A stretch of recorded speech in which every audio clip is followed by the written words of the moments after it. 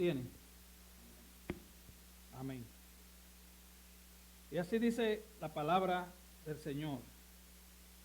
Mas el Dios de toda gracia, que nos llamó a su gloria eterna en Jesucristo, después que hayáis padecido un poco de tiempo, Él mismo os perfeccione, afirme, fortalezca y establezca. A Él sea la gloria y el imperio por los siglos de los siglos. Amén.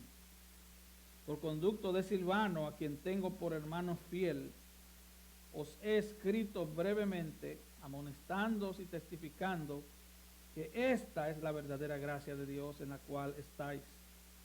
La iglesia que está en Babilonia, elegida juntamente con vosotros, y Marcos, mi hijo, os saludan. Saludaos unos a otros con ósculo de amor.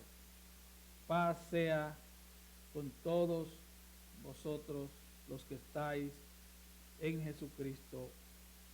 Amén. Padre, te damos gracias por tu palabra. Señor, que como pasó con aquellos discípulos camino a Emaús, que mientras tu siervo predica tu palabra arda en cada corazón. Señor, y que sea tu Santo Espíritu aplicándola a la mente, aplicándola al corazón y a la voluntad. Oh Padre, transfórmanos en tu gracia y con tu gracia. Porque te lo pedimos, Señor, en el nombre de Jesús. Amén. Puede tomar su lugar.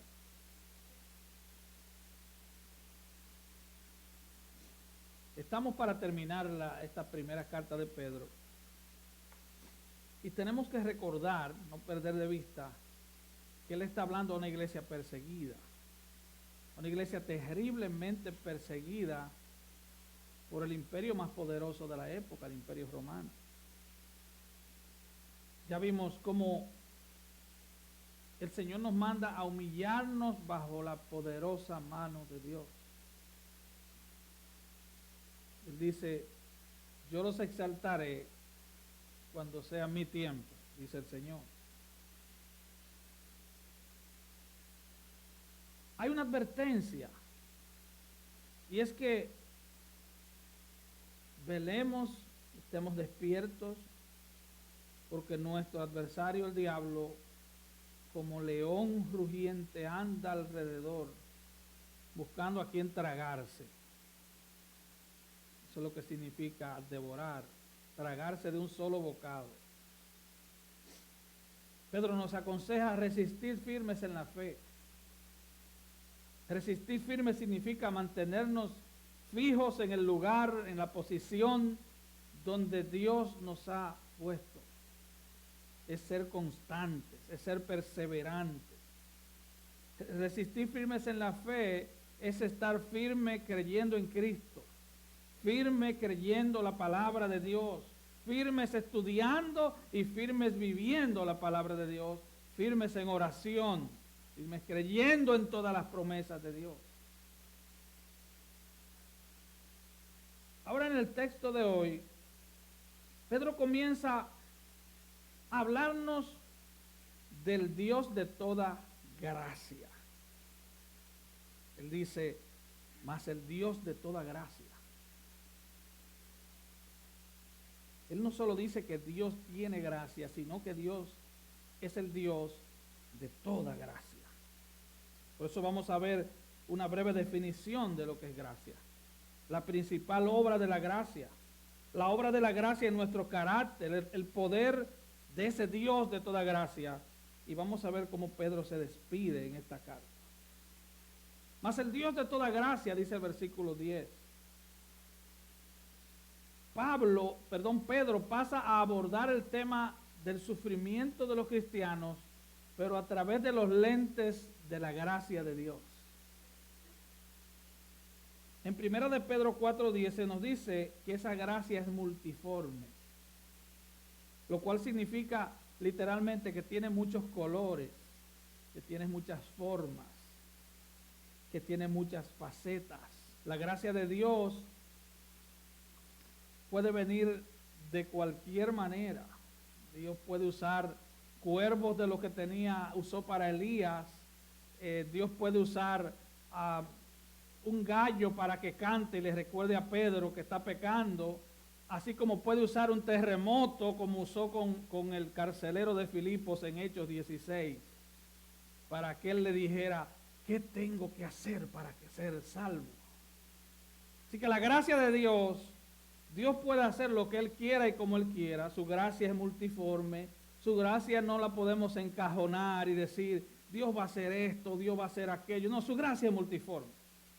Él usa el sufrimiento como medio de gracia. Él usa las bendiciones como medio de gracia. Él usa la enfermedad como medio de gracia. Él puede usar lo que Él quiera, circunstancias favorables o desfavorables como medios de gracia. Él es el Dios de toda gracia. Ahora, ¿qué es la gracia? Gracia es un favor inmerecido, pero no es solo eso. Gracia es aquel favor que se otorga a quien merece todo lo contrario.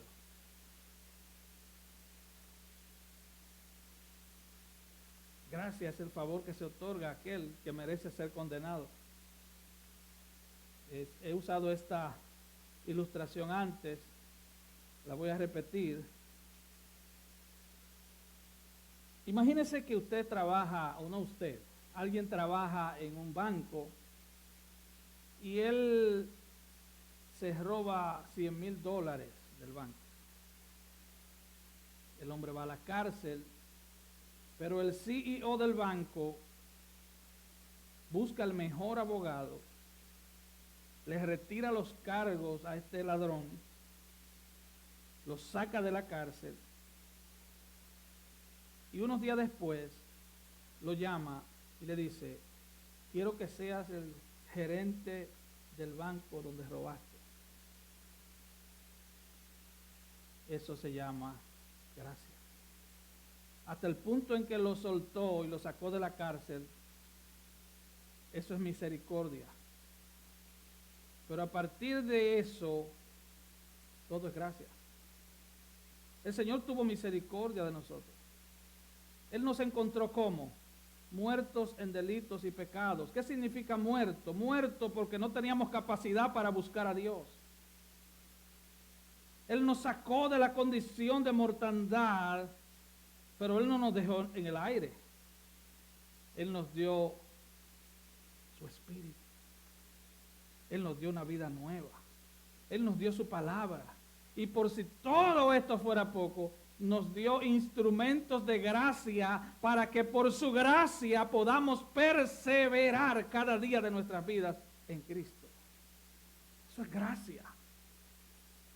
Así que Pedro presenta a nuestro Dios como el Dios de toda gracia. Primera de Pedro 5:5 dice que Dios da gracia a los humildes.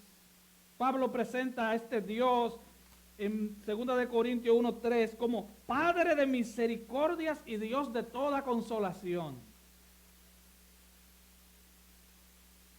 Y en 1 de Corintios 3:10 Pablo habla cómo él recibió gracia para el ministerio. Él dice, conforme a la gracia de Dios que me ha sido dada, yo como perito arquitecto puse el fundamento. Él dice, yo puse el fundamento, pero lo hice conforme a la gracia de Dios que me ha sido dada.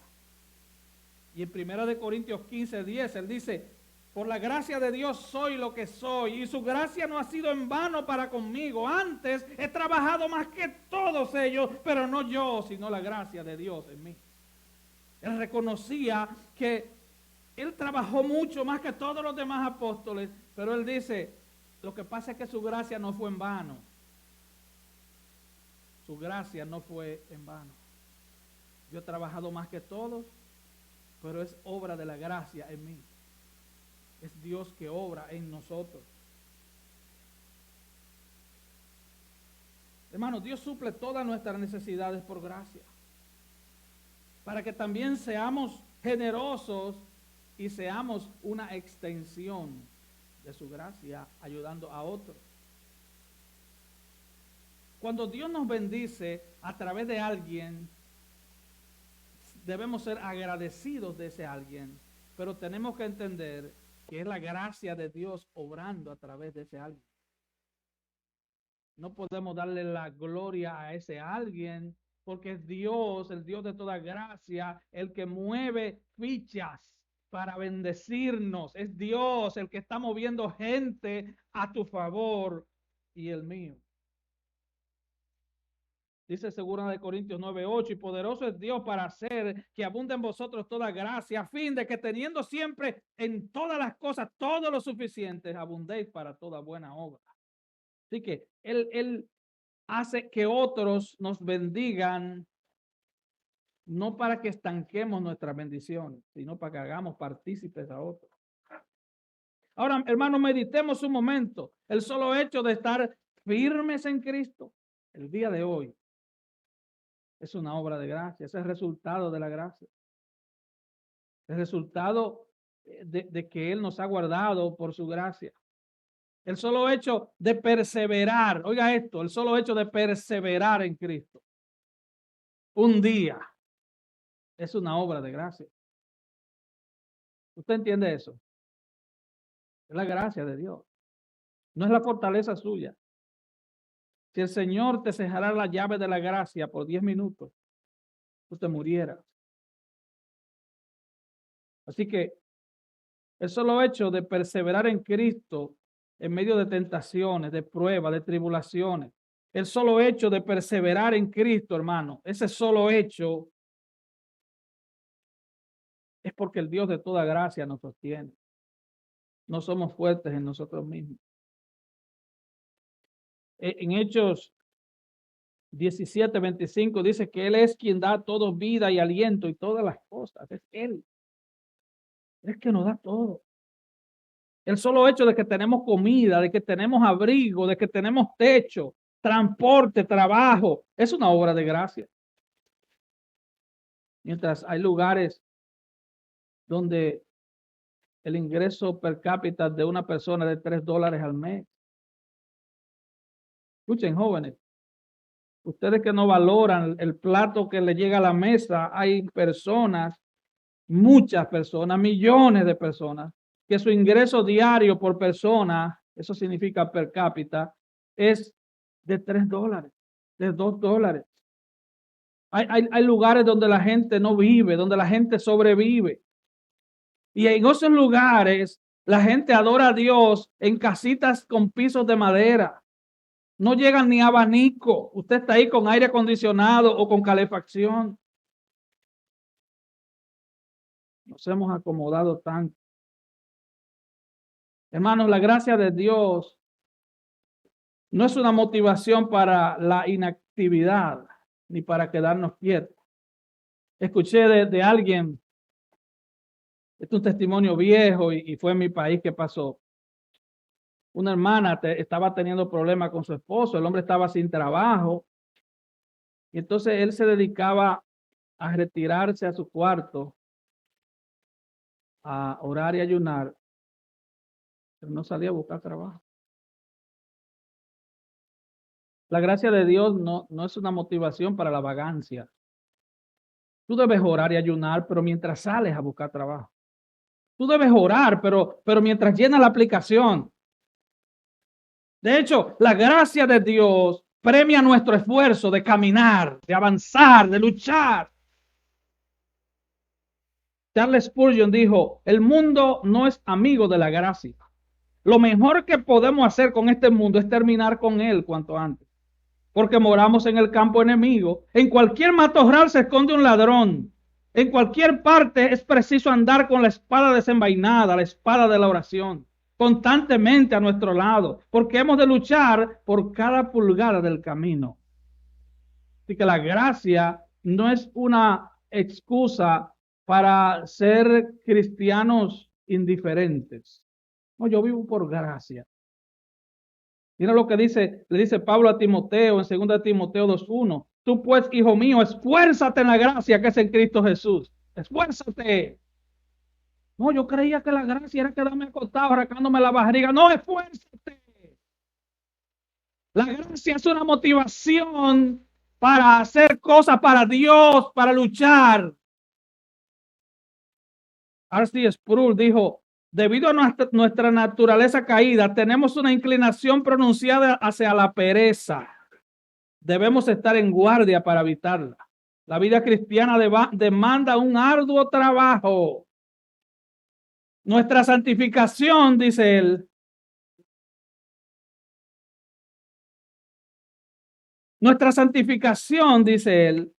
es un proceso en el que somos colaboradores de Dios. Contamos con la promesa de la ayuda de Dios en nuestra labor, pero su ayuda divina no anula nuestra responsabilidad para asumir el trabajo. Y él dice, los cristianos perezosos permanecerán siempre inmaduros porque no se dedican a un estudio diligente de la palabra de Dios.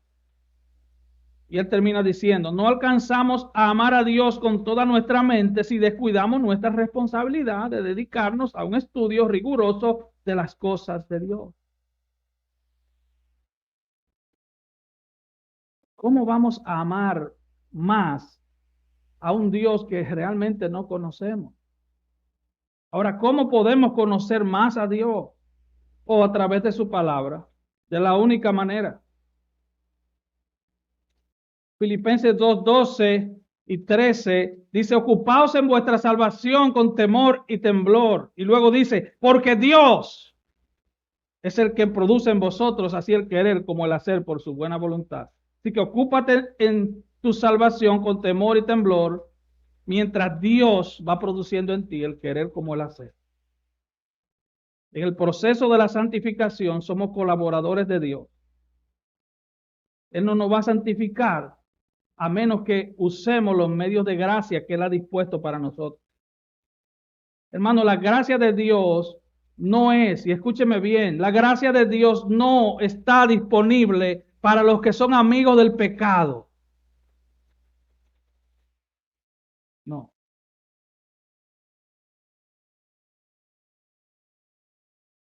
La gracia de Dios es para los que están luchando contra su propio pecado. La gracia de Dios es para los que nos duele cuando pecamos, porque pecamos. Cuando sentimos dolor por el pecado y venimos a Cristo arrepentido, entonces su gracia está disponible. ¿Entendemos eso? Ahora, ¿cuál es la principal obra de gracia? Bájame un poquito la calefacción, por favor. Está caliente.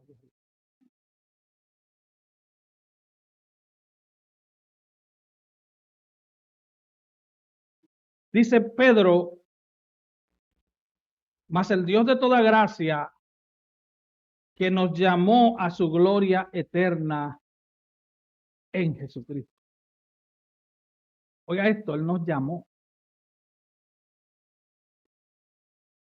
Y muchas veces cuando leemos que Dios nos llamó, pensamos como nuestros hijos. Cuando usted llama a un hijo suyo, que él va después de 5 veces. ¿A usted le ha pasado eso? Usted lo llama y ya voy. Yo te llamé, muchacho, que ya voy. Aquí dice que el Señor nos llamó a su gloria eterna en Jesucristo. Nos llamó. Pedro comienza esta carta diciendo en el versículo 2 del capítulo 1 que fuimos elegidos para obedecer. Un llamado de Dios es uno que ya fue elegido antes de la fundación del mundo para obedecer el llamado de Dios. Y en el versículo 3 del capítulo 1, él dice que Jesucristo, según su gran misericordia, nos ha hecho nacer de nuevo a una esperanza viva. Así que los elegidos de Dios son nacidos de nuevo para obedecer a Dios. Ahí no hay escape.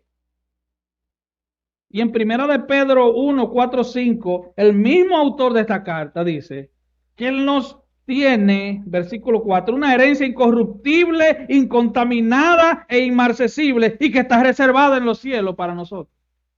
Y luego dice, ustedes son guardados por el poder de Dios mediante la fe. ¿Para qué? Para alcanzar la salvación que está preparada para ser manifestada en el tiempo postrero. ¿Usted sabe qué significa eso? Que todo el que llama, el que Él llama, está siendo guardado por el poder de Dios, mediante la fe, para alcanzar aquello para lo cual fue llamado. Él nos llamó a su gloria eterna en Cristo. Este es el llamado eficaz a la salvación. No hay tal cosa como que fulano era de Cristo y ya no es de Cristo. Eso no existe, hermano. Eso existe en la imaginación de alguna gente. Mis hijos son mis hijos, aunque se porten mal. Tienen mi apellido, aunque se porten mal. Son mis herederos, aunque se porten mal. Bueno, por lo menos de mis deudas. Es lo que tengo. No, ni deuda tengo, gracias a Dios. No tengo dinero, pero tampoco deuda. Gloria a Dios. Y si eso es nosotros siendo malos, ¿cuánto más nuestro Padre? Mira lo que dice Juan 6:37. Todo lo que el Padre me da vendrá a mí. Y al que a mí viene, yo no le echo fuera. Juan 10:27. Mis ovejas oyen mi voz y yo las conozco y me siguen. Ellas oyen mi voz, yo las conozco y me siguen. ¿Y qué dice luego? Y yo les doy vida eterna. No dice, le daré vida eterna allá en el purgatorio, después que yo los examine y me meta en la base de datos a ver cuántos pecados cometió y cuántas buenas obras. Entonces lo voy a poner en balanza a ver si sus buenas obras fueron más que tus malas obras. ¿Eso es lo que dice Juan? ¿Eso es lo que dice el Señor en Juan 10? No. Mis ovejas oyen mi voz. Usted está aquí porque escuchó la voz de Dios que lo llamó. Y yo las conozco. O sea, la palabra conocer no significa que Él conoce tu número de Social Security. Él lo conoce, dicho sea de paso. Pero eso no es lo que significa. No significa cuál es tu árbol genealógico. Él lo conoce también, pero eso no es lo que significa. Yo los conozco, yo las conozco. Eso no significa que Él sabe todas las... iba a decir intríngulis, todas las cosas pequeñas de tu vida, todos los detalles pequeñitos de tu vida. Él los conoce, pero no es eso lo que significa. Conocer significa comunión. Yo tengo comunión. En el aspecto matrimonial se refiere a cuando el hombre y la mujer tienen dentro del matrimonio contacto sexual. Mis ovejas oyen mi voz. Yo las conozco y me siguen. Ese me siguen no significa, me van a seguir un tiempo, después me van a dejar. No, yo las conozco. Él era mi amigo por un tiempo, pero después nos separamos, ¿saben? Dejamos la relación que teníamos. Mis ovejas oyen mi voz y yo las conozco y me siguen. Yo les doy vida eterna. Y la vida eterna es larguísima, hermano, es eterna. Aunque vida eterna no significa meramente que la vida es eterna, larga, significa nueva vida en Cristo. Pero la vida eterna, y esto es bien profundo, es eterna. La vida eterna no comienza en el cielo, por si acaso. La vida eterna comienza cuando usted vino arrepentido a Cristo y se convirtió a Él. ¿Usted entiende eso? Ahí comienza la vida eterna. Porque el proceso de transformación en la vida de un ser humano comienza cuando Cristo comienza a señorear en su corazón. Yo le doy vida eterna. y no perecerán jamás, y nadie las arrebatará de mi mano.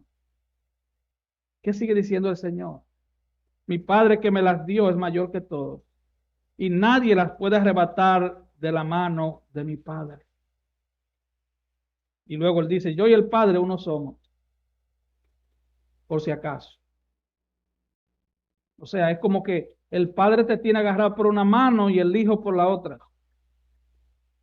Tú decirme a mí que un creyente, que un hijo de Dios, que uno que ha sido perdonado por gracia, se puede perder, es tú decirme que estamos creyendo en un Dios débil. ¿Usted está entendiendo? Mi Padre que me las dio es mayor que todos, y nadie las puede arrebatar de las manos de mi Padre. ¿Y qué es lo que dice Pedro? Mas el Dios de toda gracia que los llamó a su gloria eterna en Jesucristo. Él no lo llamó a un culto glorioso de domingo.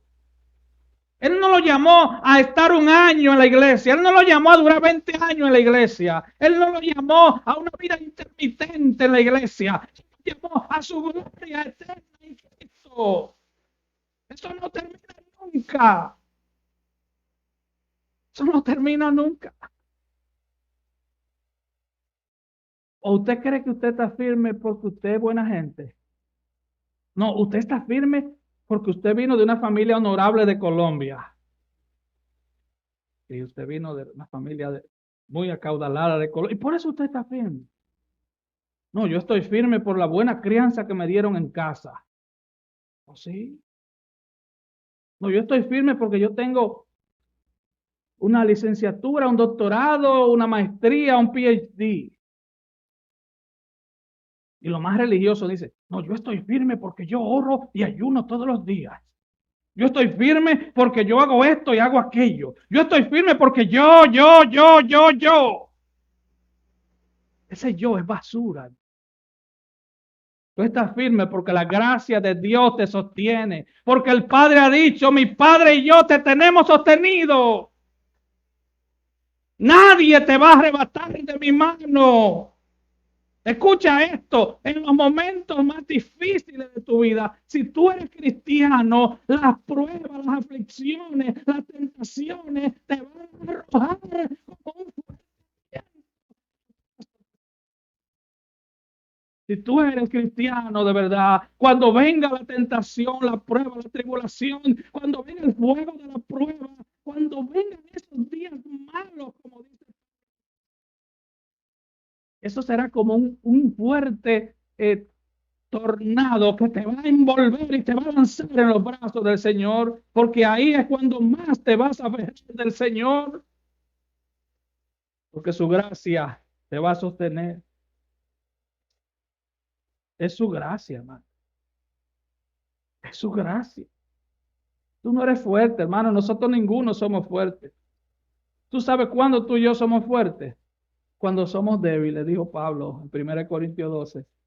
Ahí es que somos fuertes, cuando entendemos que somos débiles, cuando entendemos que su gracia es suficiente, cuando entendemos que su gracia basta. Me gusta como el pastor Michelén dijo, habló de Romanos, el 1 Corintios 12. Cuando Pablo le pide 3 veces que le quite ese mensajero de Satanás, ese aguijón en la carne, el Señor le dijo, no te lo voy a quitar. Mi gracia te basta, mi gracia es suficiente. Y dice el pastor Michelén, es como que tú le preguntes a un pececito pequeño, oye, ¿no te basta toda el agua del océano? No te basta. Ok, estás en prueba, estás en tribulación, pero su gracia es como océano. Porque cuando viene el aguijón, y Dios permite que cada cristiano tenga su aguijón, porque ese aguijón es que nos recuerda a dónde debemos volver. En la parábola del sembrador, Dice que hay uno que cuando vienen las pruebas y las dificultades se va. Pero ese no es cristiano. El cristiano es el que dice, bueno, el cristiano es aquella buena tierra. Recibe la palabra y vienen bien y soplan bien y vienen lluvia y vienen tornados y viene todo tipo de inclemencia del tiempo y usted se mantiene firme en su Señor. Nadie te va a arrebatar de la mano del Señor. Si tú estás en Cristo, mientras más fuerte sea la aflicción, más fuerte te vas a aferrar a Cristo. Fuerte. Así que al fin y al cabo ganamos, porque su gracia es suficiente. El Salmo 66:9 dice, Él es quien preservó la vida a nuestra alma y no permitió que nuestros pies resbalasen. Él preserva la vida de tu alma. Él hace que tus pies no resbalen. El que sale corriendo en tiempo de pruebas, el que es amigo del pecado, es porque no ha conocido la gracia. Ahora, ¿qué sigue diciendo Pedro? Y esto nos lleva al tercer punto, la obra de la gracia en nuestro carácter. Dice la última parte de este versículo 10. Este versículo es rico. Es un solo versículo con tanto. Dice, después que hayáis padecido un poco de tiempo, él mismo, no un ángel, no un líder, no el pastor, él mismo, y me gusta la versión de las Américas que lo dice en el tiempo correcto. Dice, él mismo los perfeccionará, los afirmará, los fortalecerá y los establecerá. Es una promesa, no es un deseo de Pedro, es una promesa. Él mismo los perfeccionará después que hayáis padecido un poco de tiempo. Él mismo nos perfeccionará. Él mismo nos afirmará.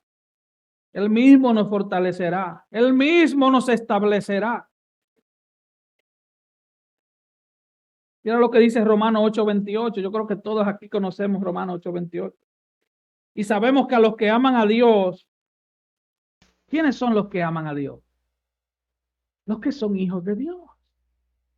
Hemos sido capacitados sobrenaturalmente para amar a Dios. Oh, yo amo a Dios, sí, pero vive como te da la gana.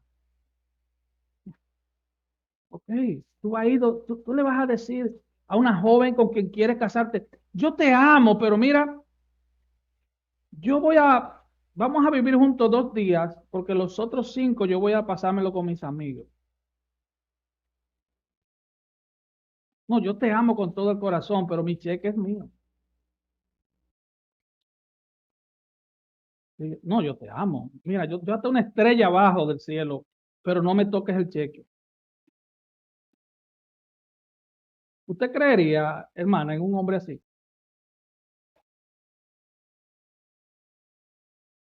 Y sabemos que a los que aman a Dios, todas las cosas, buenas, malas, angustias, todas las cosas les ayudan a bien. En inglés dice, work together for good. Les ayudan a bien. Y dice a quiénes, a los que conforme a su propósito son llamados. Recuerda lo que dice Pedro. Él nos llamó a su gloria eterna en Jesucristo. Así que Pablo aquí está hablando de lo mismo que está hablando Pedro. Él nos llamó a su gloria eterna en Jesucristo. Para eso todas las cosas les van a ayudar para bien.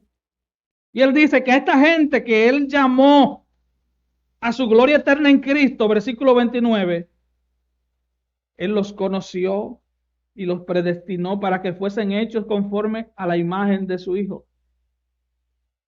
Hermano, el propósito de Dios, y pon atención a esto, por favor.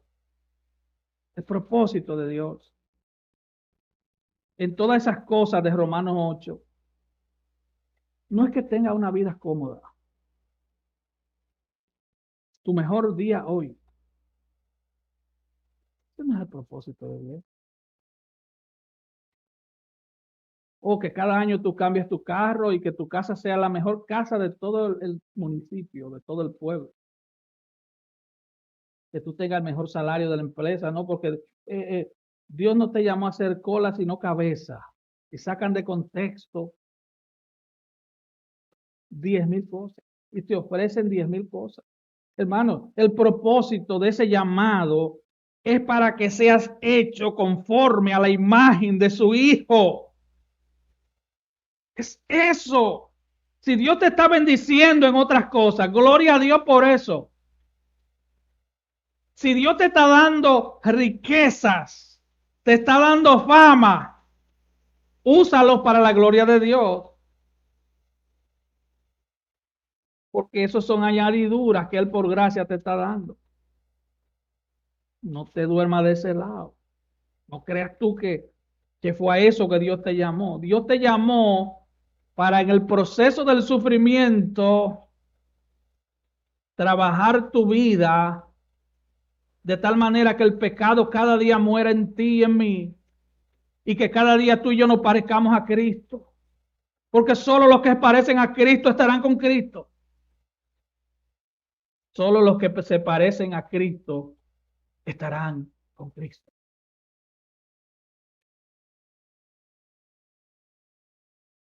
Hermano, no podemos poner el evangelio en especial.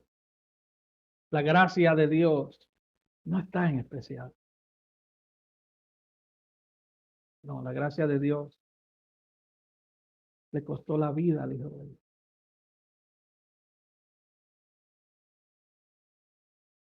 Segunda de Corintios 4:17, Pablo dice, porque esta leve tribulación momentánea produce en nosotros un cada vez más excelente y eterno peso de gloria. Está hablando de la eternidad. Leve tribulación, excelente y eterno peso de gloria. Ahora, ¿qué es lo que quiere decir este versículo 10 en sentido general? Bueno, mas el Dios de toda gracia que nos llamó a su gloria eterna en Cristo, después que hayáis padecido un poco de tiempo, él mismo, fortalezca, él mismo nos perfeccionará, él mismo nos afirmará. Pero nos habla de padecer un poco de tiempo, porque los que somos de Cristo, padecemos un poco de tiempo, pero para nosotros está reservada una gloria eterna. Así que póngalo en balanza. Padecemos un poco de tiempo, pero nos espera una gloria eterna. ¿Verdad que es buen negocio? Padecemos un poco de tiempo. Ese poco de tiempo es el tiempo que Él decida hacerlo, porque Él está formando a Cristo. No es lo mismo para un artesano hacer una vasija de barro que para un escultor formar una figura con un cincel y un martillo.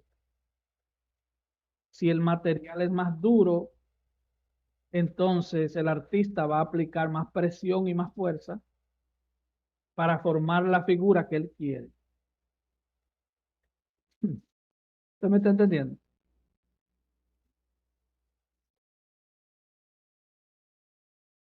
¿Qué tú quieres ser? ¿Un barro en las manos del alfarero o una piedra en las manos del escultor?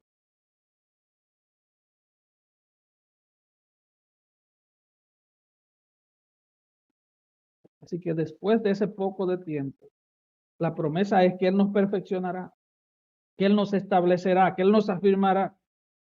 Estas promesas tienen un significado parecido. Todos indican fuerza y alguien que no se mueve.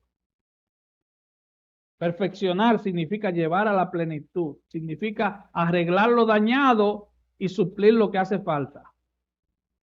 Así que en el camino de la perfección, lo que está dañado se va a arreglar y lo que falta va a ser puesto. Él va a poner lo que haga falta. Y a veces lo que nos hace falta no es una caricia, a veces es una corrección.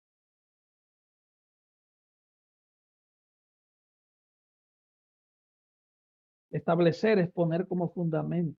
Dios quiere afirmarnos, confirmarnos para sembrarnos, para que seamos como aquel hombre de Salmos 1, que dice que será como árbol plantado junto a corrientes de agua, que da su fruto en su tiempo y su hoja no cae. El propósito de Dios es establecerte de esa manera. Es que sea como un cedro del Líbano. Los expertos en eso dicen que este árbol crece tanto para abajo como para arriba. Ese árbol dura cientos de años. Porque cuando la tierra es muy árida, muy difícil, sus raíces crecen más. Si te ha tocado una tierra difícil, es buena oportunidad para crecer de rodillas, para crecer en la palabra. Primera de Corintios 1:8 dice Pablo, el cual también os confirmará hasta el fin. Esto es una tarea hasta el fin. Esto no se trata de que tú luzcas bien un domingo, hermano. Esto no se trata de que tú estés en la iglesia por un par de años y después te vayas como el cerdo al lodo. O como que dice, o como el perro a su vómito.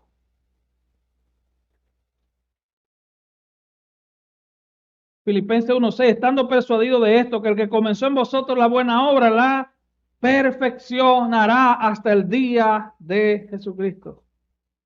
El Señor nos está perfeccionando hasta ese día, que estemos en un ataúd o que suene la trompeta y nos vayamos con Él.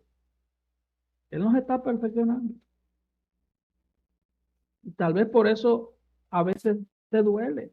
No a veces, por eso te duele y por eso me duele, porque Él nos está perfeccionando. Mira lo que dice Charles Spurgeon de un creyente afirmado, firme. Dice, qué fuerza para la iglesia es el cristiano confirmado. Es el consuelo para los afligidos y el apoyo para los débiles. Los creyentes firmes son columnas en la casa de Dios. Estos no son llevados de aquí para allá por todo viento de doctrina, ni quedan confundidos por la tentación repentina. Son un gran apoyo para otros y son anclas en el tiempo de dificultad en la iglesia. Un creyente firme está ayudando a otros a crecer, está mentoreando a otros. Un creyente firme ayuda a otros en su proceso de dolor, de aflicción. Un creyente firme se desenfoca de sí mismo y se enfoca en ayudar a otros. Ya el Señor te tiene en sus manos. Ahora ayuda a otros. Ahora predica a otros. Ya suelta ese egoísmo maldito que mucha gente tiene, que creen que ellos son el centro y el eje alrededor del corregir el mundo. No es el protagonista.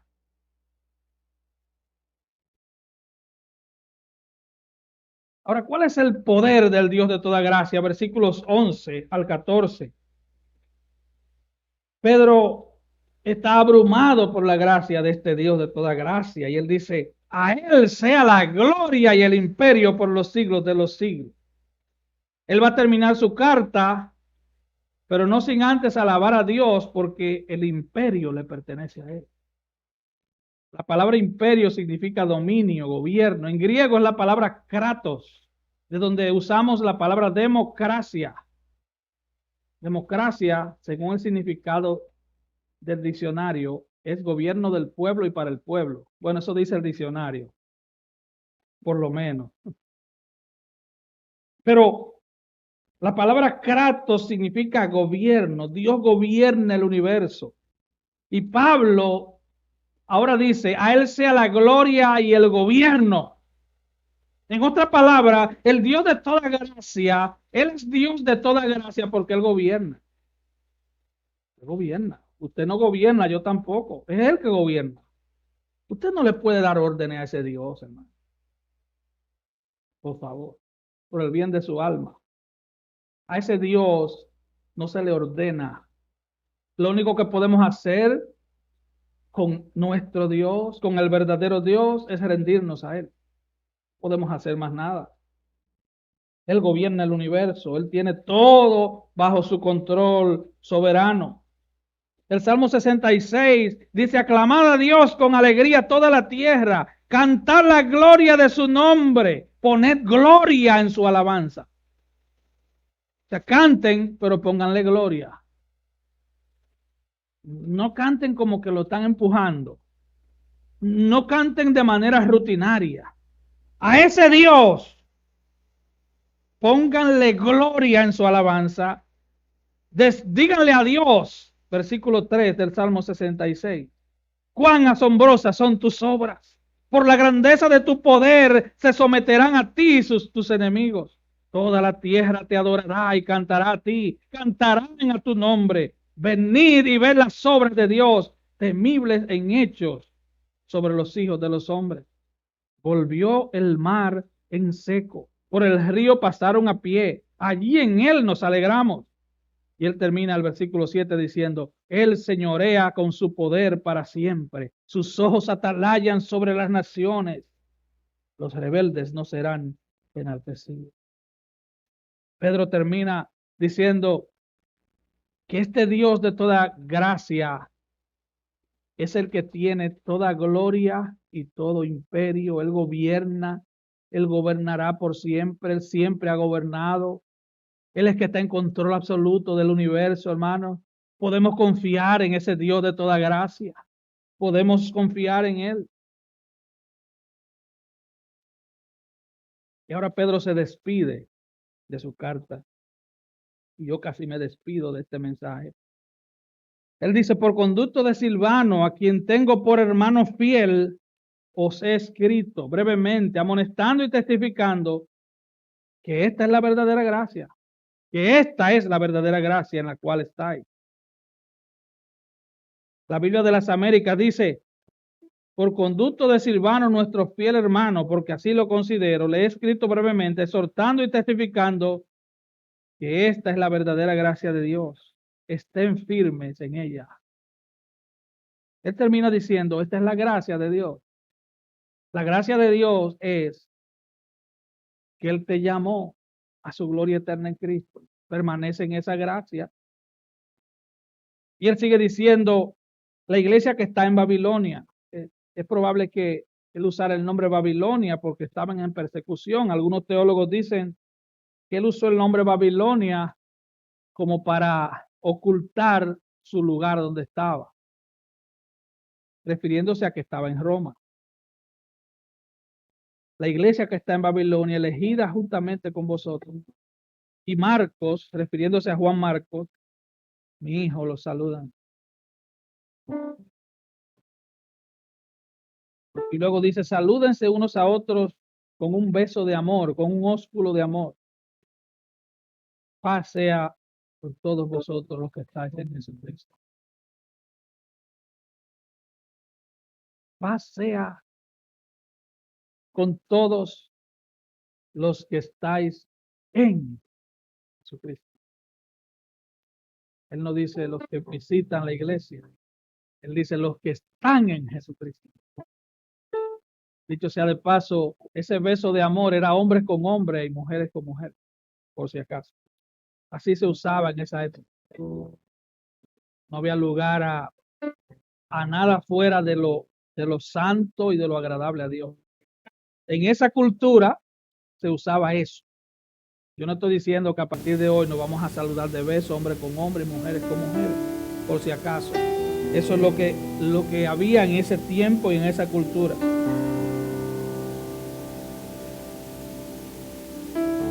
Pedro termina esta carta alabando a Dios, hablando de la fidelidad de Silvano. Silvano es posible que fuera Silas, el compañero de Pablo en los viajes misioneros, y hablando de amor entre hermanos. Él no está diciendo, denle el beso de Judas, está diciendo paz a los que están en Jesucristo, y primero dice salúdense unos a otros con un beso de amor. Nos habla de confraternidad, nos habla de cómo debemos ver a nuestros hermanos como hermanos en Cristo, como hermanos que juntos hemos sido llamados para la gloria eterna en Cristo. Hermano, esos hermanos que usted ve a su lado, delante o detrás, nuestros hermanos en Cristo, estaremos por la eternidad en la presencia del Señor. Significa que debemos amarnos, debemos orar unos por otros y debemos ser fieles.